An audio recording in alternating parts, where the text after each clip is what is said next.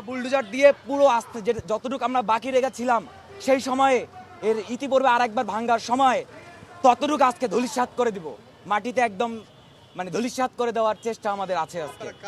আমরা ছাত্র জনতা, আমরা সবাই ছাত্র, আমরা যারা এখানে তারা জুলাই গণঅভ্যুত্থানে অংশগ্রহণ করেছিলাম, আমরা কেউ আহত, কেউ শহীদ পরিবার, কেউ জুলাই সম্মুখ সারির যোদ্ধা। আমি হচ্ছি নাহিদ হাসান, জুলাই স্মৃতি সংরক্ষণ পরিষদ নামে একটা অর্গানাইজেশন আছে, আমি তার আহ্বায়ক।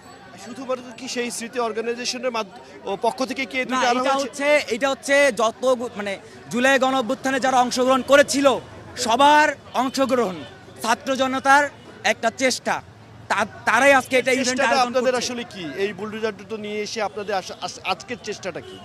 আজকে আমরা চেষ্টা করছি, ইতিপূর্বে 32-এ আমরা একবার ভেঙেছিলাম কিন্তু এটা শেষ করতে পারিনি। আজকে আমরা চাচ্ছি সেটা একদম মাটিতে মিশিয়ে দিতে, যেন আওয়ামী লীগের এই 32 ধানমন্ডি 32 আজকের মধ্য দিয়ে যেন এটা নিশ্চিহ্ন হয়ে যায় এবং আমরা এটাকে যেন খেলার মাঠ হিসেবে তৈরি করতে পারি।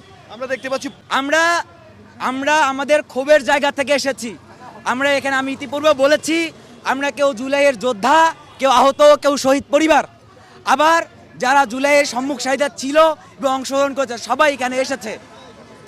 আমরা এখন চাচ্ছি যদি পুলিশ আমাদেরকে না দেয় তাহলে ব্যারিকেড ভেঙে আমরা ভিতরে অবস্থান নিব ইনশাআল্লাহ। ধন্যবাদ।